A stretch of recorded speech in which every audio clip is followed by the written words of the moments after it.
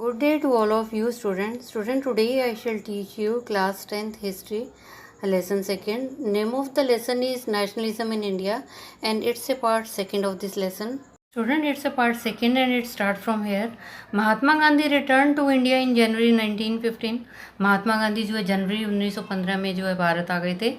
As you know, he had come from South Africa where he had successfully fought.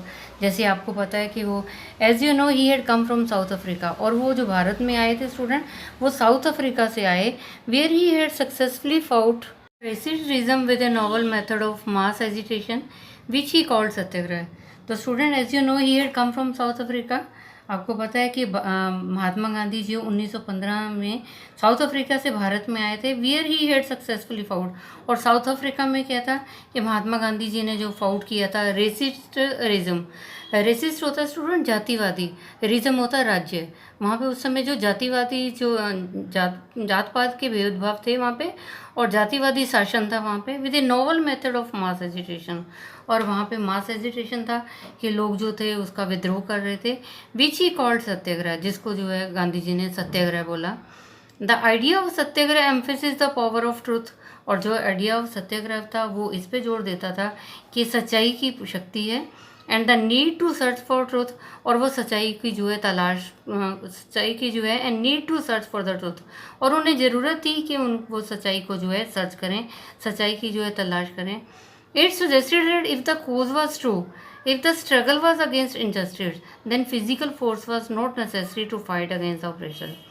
तो महात्मा गांधी जी student Mahatma Gandhi वहाँ south Africa गए तो south Africa में वहाँ क्या था जातिवादी शासन था और वहाँ पे मास एजिटेशन था, लोगों का विद्रोह था. और फिर इसको क्या सत्याग्रह बोला गया. और सत्याग्रह क्या था, सत्याग्रह एम्फेसिस करता था सच्चाई के ऊपर और सच्चाई की जो है तलाश के लिए ज़रूरत थी. और ये सजेस्ट करता था द कॉज वाज ट्रू. और ये करता था कि बात अगर सही है और अगर संघर्ष जो है वाकई ही इनजस्टिस है, जो जहाँ पे इंसाफ नहीं मिल रहा उसके अगेंस्ट में संघर्ष है, तो गांधी जी ने बोला फिजिकल फोर्स की ज़रूरत नहीं है टू फाइट द ऑपरेसर. कि जो ऑपरेसर हैं, जो दबाव बना रहे हैं, जो नीची जाति वाले को जो है प्रेशराइज कर रहे हैं, उनके ऊपर जो है कहते झगड़ा करने की ज़रूरत नहीं, लड़ाई करने की ज़रूरत नहीं है. विदाउट सीकिंग वेंजेंस, बिना बदला लिए, और बीइंग अग्रेसिव, बिना उनके साथ लड़ाई झगड़े के, बिना किसी वायलेंट के, ये satyagrahi could win the battle through non violence. और उन्होंने लोगों को ये संदेश दिया कि सत्याग्रही जो है बैटल को विन कर सकते हैं, युद्ध को जीत सकते हैं, अपने लिए जो इंसाफ ले सकते हैं थ्रू नॉन वायलेंस, अगर वो नॉन वायलेंस को अपनाएंगे. This could be done by appealing to the conscience of the oppressor. और दिस कुड बी डन कहते ये तभी हो सकता है अगर अपील किया जाए उनको, ऑपरेसर को, जो प्रेशराइज कर रहे हैं, जो प्रेस कर रहे हैं, जो अत्याचार कर रहे हैं, उनको जो है अपील किया जाए.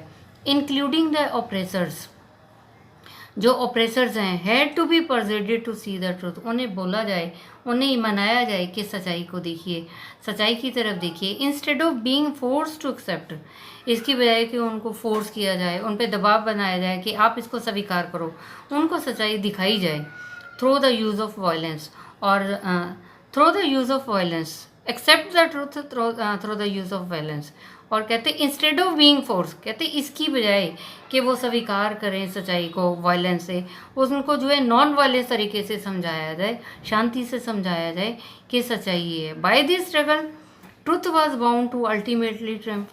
और उन्होंने गांधी जी ने बोला अगर हम इस तरह से संघर्ष करेंगे तो आखिर में क्या होगा, सच्चाई जो है इस तरह से बाउंड हो जाएगी कि अल्टीमेटली जीत सच्चाई की होगी. Mahatma Gandhi believe that this धर्म of non violence could unit all Indians.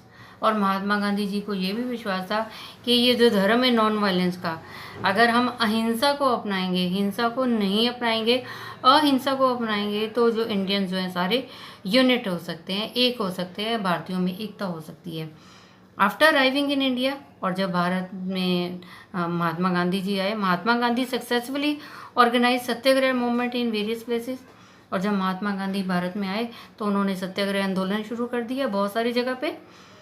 In 1970 he travel to Champaran इन बिहार. और 1917 में तो गांधी जी जो है बिहार में चले गए, चंपारण में, और वहाँ पे जाके किसानों को इंस्पायर किया, प्रेरित किया स्ट्रगल के लिए, struggle against the oppressive plantation system. कि जो प्लांटेशन सिस्टम था वो ऑप्रेसिव था, उन पे अत्याचार किए जा रहे थे, तो उनके लिए जो उनको इंस्पायर किया गांधी जी ने। देन इन 1917 में फिर क्या हुआ, he organize satyagraha to support the peasants of Kheda district of Gujarat. फिर 1917 में गांधी जी ने जो है गुजरात में जो है खेड़ा डिस्ट्रिक्ट में उन्होंने किसानों को जो है सपोर्ट किया सत्याग्रह के लिए। Affected by crops failure and a plague epidemic, the peasants of Kheda could not pay the revenue। और वहाँ पे जो है गुजरात में जो खेड़ा डिस्ट्रिक्ट के किसान थे स्टूडेंट, वहाँ पे उनकी क्रॉप्स जो फेल हो गई, क्रॉप्स जो है अच्छी नहीं हुई, क्योंकि वहाँ पे प्लेग फैल गया था, महामारी फैल गई थी। और the peasant of the Kheda जो थे वो could not pay the revenue, वो रेवेन्यू नहीं दे सकते थे अंग्रेज़ों को। एंड और demanding that revenue collection be relaxed. और उनकी ये डिमांड थी, जो किसान थे वहाँ पे खेड़ा डिस्ट्रिक्ट के, उनकी ये डिमांड थी कि उनको जो रेवेन्यू कलेक्शन है उसमें रिलैक्स किया जाना चाहिए, क्योंकि उनकी फसलें अच्छी नहीं हुई, महामारी फैल गई थी फसलों में। Mahatma Gandhi went to Ahmedabad to organize a satyagraha movement amongst the cotton mill worker. फिर 1918 में महात्मा गांधी जो है अहमदाबाद चले गए और वहाँ पे भी उन्होंने सत्याग्रह आंदोलन शुरू किया, और जहाँ कॉटन मिल वर्कर्स थे उनमें जो है उनको जो है इंस्पायर किया इसके लिए, सत्याग्रह मूवमेंट के लिए। Student, our next point is the Rowlatt Act. Emboldened with this success, Gandhi in 1919 decided to launch a nationwide satyagrah against the proposed Rowlatt Act 1919। Student, ये जो रोलेट एक्ट था ये अंग्रेज़ों ने पास किया था 1919 में, 1919 में। तो एम्बोल्डेंड विद दिस सक्सेस, जब गांधी जी को ये सक्सेस मिली कि उन्होंने सत्याग्रह मूवमेंट जो है सत्याग्रह आंदोलन चलाए, तो उनमें इनको कामयाबी मिली। तो गांधी जी ने क्या किया, 1919 में ये डिसाइड किया कि वो नेशन वाइड जो है ये सत्याग्रह जो चलाएंगे, और सत्याग्रह मूवमेंट जो है, सत्याग्रह आंदोलन को जो है वो उन्होंने रोलेट एक्ट के अगेंस्ट जो है इसको जो शुरू किया। This act had been hurriedly passed through the Imperial Legislative Council despite the united opposition of the Indian members। और कहते हैं स्टूडेंट, ये जो रोलेट एक्ट था 1919 का जो रोलेट एक्ट था, ये क्या था स्टूडेंट, ये बड़ी जल्दी से पास कर दिया था इंपीरियल लेजिस्लेटिव काउंसिल ने, despite the United opposition of the Indian members. कहते इंडियन मेंबर जो थे वो ऑपोजिट थे, उन्होंने सबने मिलके इसके बारे में बात की, फिर भी जो इंपीरियल लेजिस्लेटिव काउंसिल ने इस एक्ट को बड़ी जल्दी से पास कर दिया। It gave the government enormous power to repress political activities. और इससे क्या हुआ, रोलेट एक्ट क्या था, रोलेट एक्ट ने क्या पावर दी गवर्नमेंट को, रोलेट एक्ट से जो है गवर्नमेंट को इतनी पावर आ गई थी कि जो पॉलिटिकल एक्टिविटीज़ थी उनको दबा देते थे। And allowed detention of political prisoners without trial for 2 years। और ये भी अलाउ कर देते थे कि अगर कोई पॉलिटिकल एक्टिविटीज़ में पार्टिसिपेट करता है तो उनको जेल में डाल दो, बिना किसी ट्रायल के 2 साल के लिए उन्हें जेल में बंद कर दो। Mahatma Gandhi wanted non violent civil disobedience against such unjust law. और महात्मा गांधी चाहते थे कि नॉन वायलेंट हो, सिविल डिसोबीडियंस। उन्होंने कहा एक तो वायलेंस नहीं होनी चाहिए, महात्मा गांधी जी ने कहा, और दूसरा उन्होंने कहा सिविल डिसोबीडियंस, के कहना नहीं मानना अंग्रेज़ों का, अगेंस्ट सच अनजस्ट लॉ, क्योंकि ये अनजस्ट लॉ था, ये जो था इसमें इंसाफ नहीं था जो इन्होंने रोलेट एक्ट पास किया। रोलेट एक्ट में क्या था, इनको गवर्नमेंट को पावर दे दी गई थी कि कोई भी पॉलिटिकल एक्टिविटी करता है तो उसको सप्रेस करो, उसको जो टॉर्चर करो, और उनको जो है जेल में डाल दो 2 साल के लिए, और बिना कोई ट्रायल के, कुछ पूछने की ज़रूरत नहीं है। और ये अनजस्ट लॉ के अगेंस्ट जो थे, गांधी जी ने कहा कि नॉन वायलेंट रहो, इनका जो है सिविल डिसोबीडियंस, कहना मानने की ज़रूरत नहीं, विच वुड स्टार्ट विद ए हड़ताल ऑन 6 अप्रैल। और ये जो गांधी जी ने शुरू किया आंदोलन जो है, ये उन्होंने स्ट्राइक शुरू कर दी 6 अप्रैल को, जो है उन्होंने हड़ताल रखी, सारे इंडियन मेंबर्स जो है इकट्ठे हुए और उन्होंने हड़ताल शुरू कर दी। Rallies were organized in various cities. तो इस क्या हुआ तब स्टूडेंट, रैलीज़ हो गई, बहुत सारे शहरों में रैलीज़ की गई। Workers went on strike in railway workshop में लोगों ने हड़ताल करनी शुरू कर दी, दुकानें बंद कर दी, shops close down. Alarmed by the popular upsurge the sacred and scared that lines of communication such as railways and telegraph would be disrupted। alarmed by the popular upsurge। और जब ये पता चल गया कि ये तो पॉपुलर अपसर्ज है, कि लोगों ने विद्रोह करना शुरू कर दिया, scared that lines, तो उन्होंने क्या किया, लाइन्स ऑफ द कम्युनिकेशन, जो बात करने वाली टेलीफोन की तारें थी वो काट दी, और क्या सच एज द रेलवे था, टेलीग्राफ था, उनको डिस्टर्ब कर दिया, वहाँ पे वायलेंट कर दिया, तोड़ फोड़ कर दिए। The British administrator decided to clamp down on the nationalist. और जो ब्रिटिश एडमिनिस्ट्रेशन था, जो अंग्रेज़ थे, उन्होंने ये फैसला कर दिया कि नेशनलिस्ट को क्लैम्प डाउन कर दो, इनको काबू में कर लो, कंट्रोल करो इन्हें। Local leaders were pickup from the Amritsar. और जो लोकल लीडर्स थे उनको अमृतसर से उठा लिया। Mahatma Gandhi was barred from entering Delhi. और महात्मा गांधी को रोक दिया दिल्ली आने के लिए। On 10 April the police in Amritsar fired upon a peaceful procession. और 10 अप्रैल को स्टूडेंट क्या हुआ, the police in Amritsar fired upon a peaceful procession. लोग जो है पीसफुल प्रोसेशन कर रहे थे, बड़ी शांति से जो है उन्होंने रैली कर रहे थे, और उनके ऊपर जो है अमृतसर में पुलिस ने फायर कर दिया। Provoking wide spread attacks on bank के ऊपर अटैक किया, पोस्ट ऑफिस पे अटैक किया, रेलवे स्टेशन पे किया। Martial law was imposed and General Dyer to command. और क्या, मिलिट्री रूल को जो है लागू कर दिया गया, और जो जनरल डायर था उसने जो अपने हाथ में कमांड ले ली अंग्रेज़ ने। On 13 April the infamous Jallianwala Bagh incident to place. Student आपको पता है 13 अप्रैल को क्या हुआ, इनफेमस जलियांवाला बाग में जो इंसिडेंट हुआ, घटना हुई। On the day, a large crowd gathered in the enclosed ground of Jallianwala Bagh. On the day, और 13 अप्रैल को क्या हुआ स्टूडेंट, बहुत सारे लोग इकट्ठे हो गए जलियांवाला बाग में। Some came to protest against the government's new repressive measure. और कुछ लोग तो वहाँ जलियांवाले बाग में इसलिए आए थे विद्रोह करने के लिए कि गवर्नमेंट ने जो है ये नई एक रिप्रेसिव मेजर जो है शुरू किया है, जो लोगों को जो है अत्याचार करने शुरू किए हैं, दबाना उनको शुरू किया, उसको प्रोटेस्ट में आए थे, उसके विद्रोह में। Others had come to attend the annual Baisakhi fair. और कुछ लोग जो है जलियांवाले बाग में आए थे बैसाखी का मेला अटेंड करने के लिए। Being from outside the city many villages were unaware of the martial law. Being from outside the city कहते लोग जो थे वो शहर से बाहर थे, और गांव जो मैनी विलेजर्स थे उनको ये भी नहीं पता था कि मार्शल लॉ लगा हुआ है, दैट हैड बीन इम्पोज, कि मिलिट्री लॉ उन्होंने जो इम्पोज कर रखा हुआ, लोगों को पता ही नहीं था। Dyers enter the area. और जो जनरल डायर था वो उस एरिया में आया।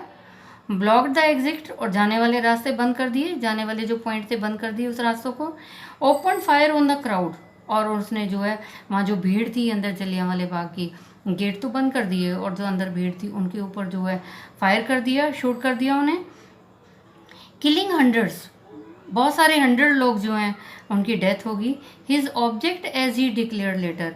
और उसका क्या मेन मकसद था बाद में उसने बताया, was to produce a moral effect to create in the minds of the satyagrahi is a feeling of terror and awe. कहते उनका जो जनरल डायर का मेन मकसद यही था, जो उसने बाद में बताया, कि उनको ये एक मॉरल इफेक्ट बता देना चाहते थे कि जो उनके दिमाग में ये सत्याग्रही है ना, जो फीलिंग है, उसके लिए जो है satyagrahi is a feeling of terror and awe. उनको ये बता दिया कि ये जो सत्याग्रही उनके दिमागों में जो एक मोरल इफेक्ट है, ये एक डर है, ये एक ऑ है, एक भय है ये। As the news of the Jallianwala Bagh spread, crowd took to the streets in many North Indian towns. कहते जैसे जलियांवाले बाग की खबर जो है सब जगह फैल गई, तो लोगों की क्या हुआ, crowd took to the street, लोग तो गलियों में भागने लगे नॉर्थ इंडियन टाउन्स में।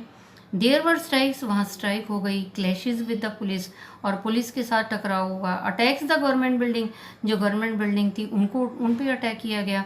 The government responded with brutal repression. और कहते जो सरकार थी स्टूडेंट, उसने क्या किया, ब्रूटल रिप्रेशन किया, बहुत अत्याचार किए, बहुत निर्दयता से जो है लोगों को मारा। सीकिंग टू ह्यूमिलेट, उनकी इंसल्ट की। टेरराइज पीपल, लोगों को इतना डराया, लोग डर गए।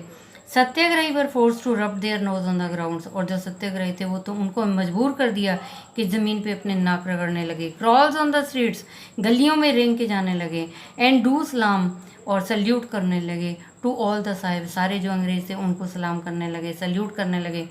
पीपल वर फ्लॉग्ड, कहते लोग जो है भाग गए। And village, people were flogged and villages around Gujranwala in Punjab now in Pakistan were bound.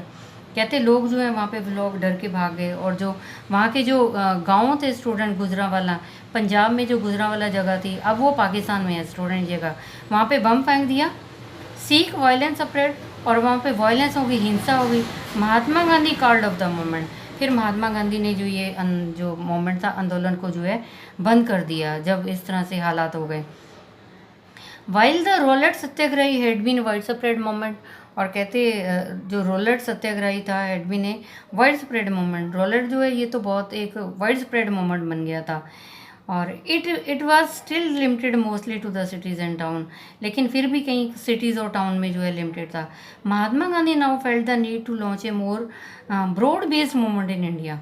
अब महात्मा गांधी जी ने सोचा कि अब कोई और बड़ा जो है आंदोलन शुरू करना चाहिए, but he was certain that no such movement could be organised without bringing the Hindu and Muslim close together. परंतु अब गांधी जी को ये यकीन हो गया था कि हम कोई भी आंदोलन शुरू नहीं कर सकते जब तक कि हिंदू और मुसलमान जो है आपस में मिल के नहीं रहेंगे। One way of doing this he felt was to take up Khilafat issue. एक उनको तरीका आया कि उन्होंने महसूस किया कि to take up the Khilafat issue को उन्होंने लिया। The first world war had ended with the defeat of the Ottoman Turkey.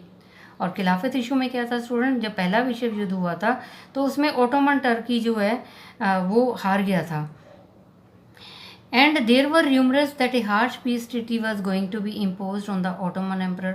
और एंड देर वर रूमर्स, ये भी अफवाह थी कि उनके ऊपर जो है एक हार्श पीस ट्रीटी, उनको ये कहा जा रहा है कि वो संधि करें, impose on the Ottoman emperor the spiritual head of the Islamic world the Khalifa. और कहते हैं ये ऑटोमन एम्पर कौन था स्टूडेंट, ये उनका हेड था, जो इस्लामिक वर्ल्ड था, खलीफा जिसको बोलते हैं, खलीफा था ये ऑटोमन एम्पर जो खलीफा था, और इस्लामिक वर्ल्ड का जो था मेन ये हेड था। To defend the Khalifa's temporal power a Khilafat committee was found in Bombay in March 1919।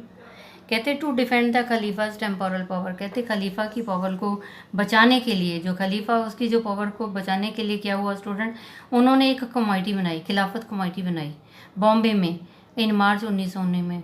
1919 मार्च में जो है उन्होंने एक खिलाफत कमेटी बनाई, क्योंकि वो फर्स्ट वर्ल्ड वार में जो है हार गए थे, तो उन्होंने जो है उनको ये फोर्स किया जा रहा था पीस ट्रीटी के लिए, तो उन्होंने एक खिलाफत कमेटी बनाई बॉम्बे में 1919 में मार्च में।